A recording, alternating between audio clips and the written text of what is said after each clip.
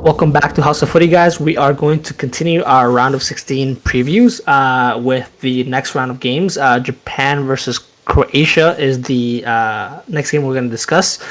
Now, Japan finished first in Group E with 2 wins and a loss. Croatia finished second in Group F with 1 win and 2 ties. I guess, firstly, this could have been Canada, but that's beside the point. Japan Croatia is going to be a fun game, I think. Both teams sort of different ways how they got to the round 16, and you could argue that Japan are actually the team most in form. Though it's difficult to say. Gio, Japan has been really just finding the times to counter basically Germany and Spain and getting those crucial goals to get the win. On the flip side, Croatia has been the sort of the know-how team and just controlling their games with possession and creating some chances if they can to get ahead. What do you think will happen in this game? I think this is, in my opinion, is going to be one of the lower scoring games. I think Japan will play a little safer and sit back a little more. And I think they'll be okay with, losing the whole possession game of things, and just waiting for opportunity, as they have been throughout the tournament. But yeah, I think Croatia. But I will say Croatia just almost knows when to turn it on, and I think they have enough quality up front to put a couple past Japan. It's just Japan just doesn't know when to say quit, and they've always come back, whether it was against Spain, and just scoring those timely goals. They don't score a lot of goals, but they score very timely goals, and it's definitely worked out in their favor. But I think in general, I do favor Croatia on this game, as much as I do love Japan, and as much as I know Ray supports Japan as well. I just Same. see them going out. I just see them going out at this point. I think Luka will have a great time in the midfield, just controlling the game. But yeah, I will have to side with Croatia on this one. Okay, Mac, same question to you, brother. So I just want to be clear. This is an upset that we called for Japan to make it out into the knockout round. So this is phenomenal for us. Go House of Footy. Thumbs up. In terms of this game, I do agree with Gio. To answer maybe a question that we're going to ask later, definitely under 2.5 goals. Clear. I think if we ask me to lock a bet for any team that's under or any game that's under, it would be this one, 100%. It's interesting because Japan have played very conservatively in the games, especially against the bigger teams. But both games they were down, as Gio kind of highlighted, and they ended up coming back to be able to pull out a win in both. So that's phenomenal for them, what have been able to do. The difference would be is that I feel like Croatia, even more so, because it might be a similar game plan to the Spanish, where in midfield they're just kind of cycle, rotate possession. So it'd be something they're familiar with it. But the difference would be, in my opinion, is I don't think at least in the game against Spain, Croatia may not be as soft on the back. I know that's weird to say with a team that has Lovren playing back there, but you take what you can get, right? But either way, I think this would be a very low scoring game. The best opportunity Japan have is probably on the counter again, and I would not be surprised if this game finishes with like Croatia having above 70% possession in and around that mark. It would not surprise me at all. I think more so a moment of brilliance. I think this game is going to come down to a mistake from one of the two teams. I think that's more likely because up top for either team, I don't see kind of that massive amount of quality per se thus far in the tournament. It's been more so mistakes from the other teams that have allowed them to score. Because even though Croatia, they have the history in terms of making it deep into the last World Cup, they haven't looked convincing in any of their games. They've played very well, and I would argue that they were the best team in the group on form, but they only scored in one of their games. So it's very interesting to see if either team does score, how it will happen. So my call will probably be by a mistake. I mean, yeah, to that point, Mac, I'm just looking at it now. Spain had 83% possession against Japan. So obviously they had 17% possession in that win. And so, yeah, I expect it to be very similar to that sort of Spain game when they take on Croatia. And yeah, Gio, like you said, that Croatia know-how, even though they haven't really scored many goals, I just think that they have those sort of experienced players to just manage the game well enough so that any Well, chances that Japan are basically looking to at like creating chaos in sort of counter pressing and throwing numbers forward when they need to, which will make it very very fun if this game is open. But I think just the experience from this Croatian side, and even Mac, even though you mentioned Lovren not as a as as a praise, I think him being there, being experienced as well, and I think I'm gonna get their name wrong. The other center back partner from Croatia. Um, I'm not even gonna try to attempt it. He's a 20-year-old player Lovren's playing partner. for. yes, Lovren's partner. yes. Just go with I that. was I was actually just gonna mention him. He's having such a solid tournament. Yes. Exactly. Nothing really gets by him. Aerial duels, he's been clearing them all out. Pass completion rate is above that 83, 85 mark, and that's all you can ask for a 20-year-old. Being his first World Cup. He's definitely in terms of contract moves, earning a contract moves. He's already garnering a lot of interest from really big clubs. So yeah, definitely a standout player this tournament for sure. Yeah, and so definitely, I think just the fact that they have those two guys at the back, it would just be enough to because watching Lovren play, I know he's very very confident with taking a yellow card and a foul when needed. So if he sees that Japan are trying to build up a head of steam, he'll definitely be in the way for that. So I guess overall, guys, we do see though Japan as their positive 140, Croatia negative 210. So Croatia are slight favorites, but Japan has been going into this tournament and sort of every game as the underdog. So I guess this sort of continues to feed upon that narrative that their manager is going to continue to sort of hammer down to his players. I guess Mac. Um, with that being said, you predict a really low scoring game, but Croatia really can't score either. Is there a possibility this goes to penalties or sorry extra time or penalties? Absolutely, there's definitely a possibility, and if it does go that far, I would still lean Croatia. I'm going to go in with a 1-0 Croatia win in all likelihood. Um, that's probably what I think will happen. But to be honest, I think this is the closest matchup in my opinion for Mm. any of the round of 16 games. So it'll be tough to call, but so I'm going to just edge out Croatia slightly on that know-how. Maybe Kramaric or Perisic gets a goal. I know both of you want to pick Japan, so you guys can pick Japan, and then Japan do win. Then I'm going to state again, as House of Footy, we still win. Okay, but go ahead. Sorry.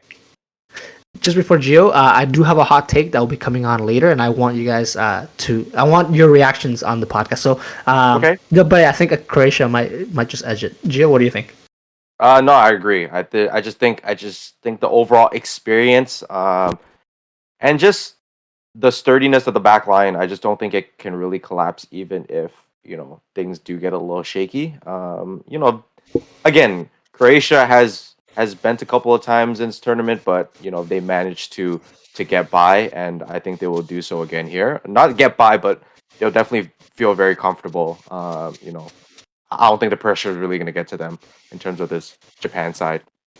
Fair. Okay, so let's move on from that game to another tie taking place: Brazil versus South Korea.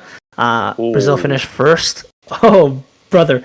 Brazil finished first in Group G with 2 wins and a loss. South Korea finished second in Group H, a win, a tie, and a loss, and basically qualified through that 91st winner against Portugal. That really saw them through. Obviously, Brazil very very much tournament or one of tournament favorites. But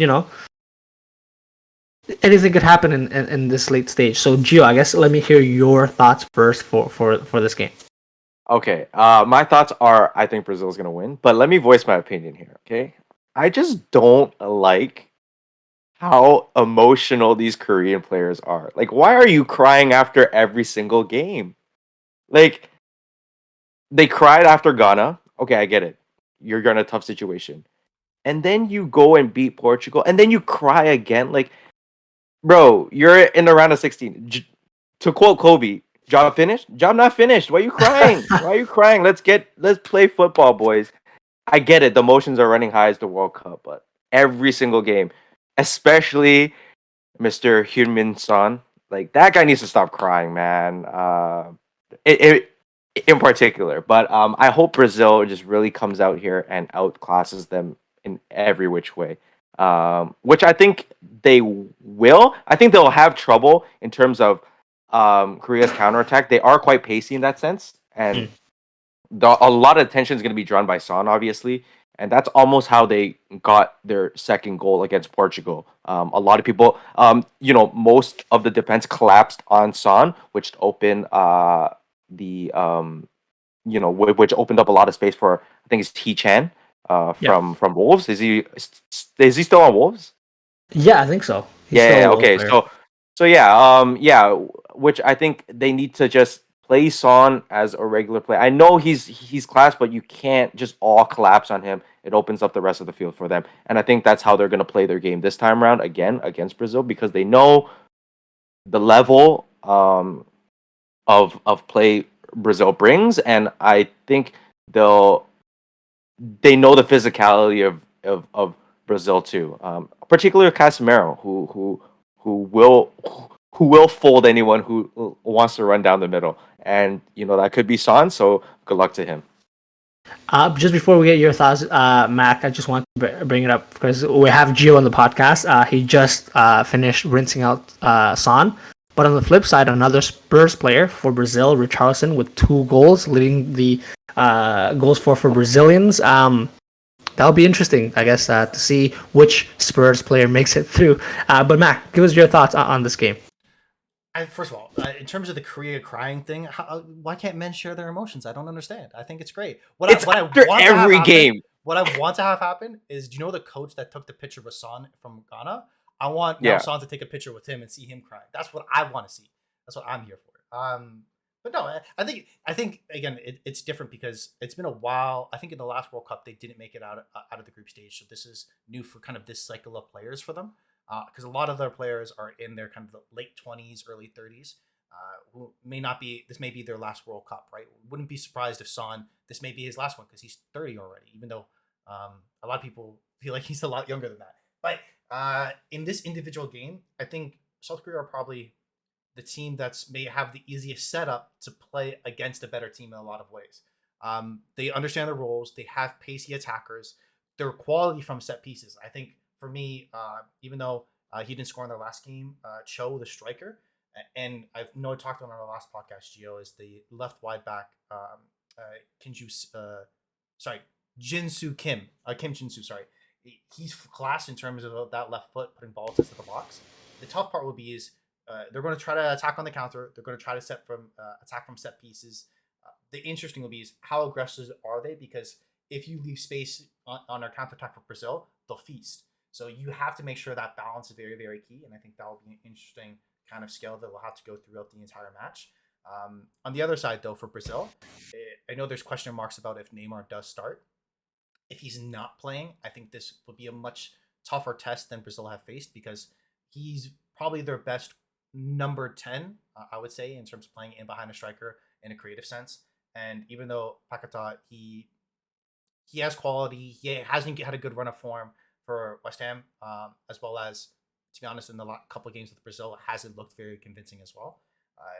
And they were barely able to edge out a 1-0 win to secure them in the second group stage game to get them in the position to be first in the group. So overall, I think if he's not playing, if Neymar's not playing, I think Korea do have a good shout to be able to kind of be an upset team. Given the fact that they'll coming off the emotions of that high, scoring the 91st minute to see themselves through, I think they'll believe until the last second that they can do it. And with a counterattack like that, with pace like that, with kind of attacking set pieces like that, you can never count them out. Okay, so I guess we gotta agree that Brazil's still favorites, but Mac, you're giving Korea more of a chance to come through and cause the upset. Obviously, Son is going to be an integral part, like Jim mentioned. the likes of Casemiro will definitely be all over him if he gets anywhere inside the Brazilian side, half of the field. But obviously, they have to match up as well. So, and obviously, I think Dani Alves started for that game against Cameroon, which they essentially rotated their team for. But Danilo likely will be the starter for Brazil on that right side. Mac, do you give Danilo any chances, or sort of the game approach should be for Brazil? The game approach should be is make sure on their counter press when they lose the ball in the final third, they win it back as quickly as possible. Because if you leave him isolated on a 1-on-1, that's rough days. Or even once he gets past there, it's Thiago Silva, who's not the most fleetest of foot playing in that right center back position, I think, for Brazil. So I think that might be a tough matchup. So you have to make sure that on the counter press, you deny the ability for South Korea to be able to get out. And that's probably their best path forward in making sure that counterattack strategy doesn't play out and Danilo is not exposed as much, because arguably in their starting 11, he's their worst player. And that's the biggest area of strength in the South Korean team. So it's very much lopsided. So I think that'll be an interesting matchup, and I think that will have a key determination on who ends up winning this game. Okay, Gio, Neymar is, I think, potentially a doubt for this game, but they have obviously Richarlison, Vinicius. I think Rafinha has been starting on the right hand side, but on the last game they started Martinelli, looked great. Gabriel Jesus, we know his quality. Anthony, you know his quality as well. There's just so much talent up front for them. I guess for you, Gio, I guess what do you expect the lineup to be, and how do you think they should approach this game? I don't think much should change, but I do worry about one thing. Obviously Brazil is deep in quality of player. But I think my biggest concern is I don't want to see Brazil fall into a trap of playing very isolated football, and doing a lot of step overs and trying to get by and beat players one on one. I think they need to move the ball around the pitch to drag out these Korean players and to really, get those through balls in and really get balls into the box. Obviously, I do see, I need to see Vinny score. I need him to get a monkey off his back, break the ice, and just really go at it. He's been really struggling to really just put the ball in the back of the net. He's done everything well up until that point. I think if I'm Brazil, I'm looking to attack his way and just looking to get him a goal, so he can really, start being himself again, not having to worry about, am I really going to start scoring or not? So that's important for me. Okay. From the sounds of it, though, you guys might have differing opinions on. Obviously, we all agree Brazil are favorites, but differing opinions on the goals over and under. And I'm just gonna read out: Brazil are negative 1100, and South Korea are positive 575. But over or under 2.5 goals for this whole game. Mac, I think you have a different opinion from Jill, so let me hear yours first. So if Neymar plays, I'm gonna go over. I'm gonna go say a 3-2 win for Brazil. If it's under, I would. If it's no Neymar, I would not be surprised if it's a 2-0 game for Brazil, or 1-0, a little much closer. That's how I would project it going forward. Actually, you know what? Either way, I think I'll go over. I think it'll either finish like a 2-1 or a 3-2. I think this might be a high-scoring game because just as much as Brazil may dominate, South Korea will be clinical, and maybe their 2-3 opportunities that they are able to create, given the quality they have.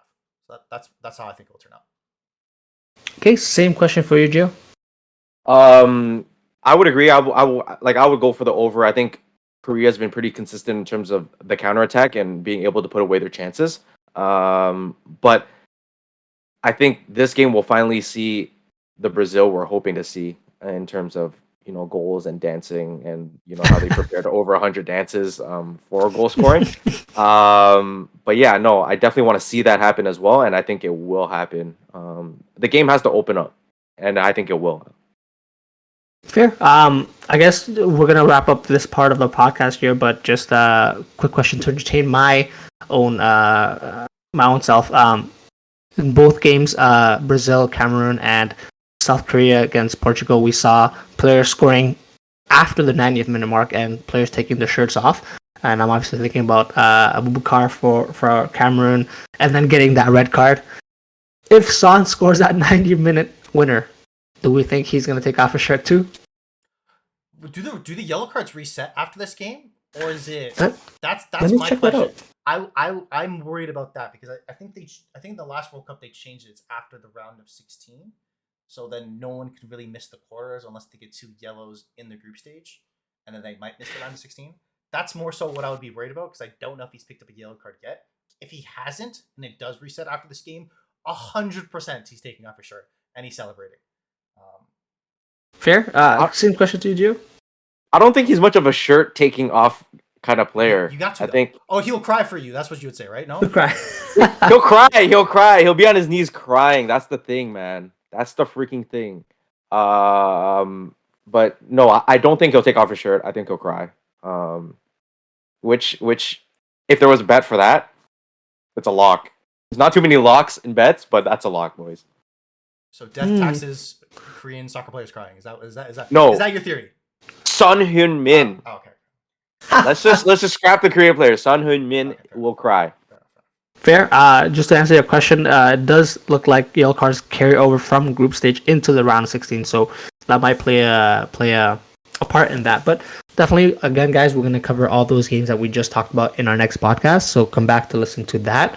Let's take another quick break here, guys, and then we'll be back with the remaining 2 round of 16 games. So stay with us.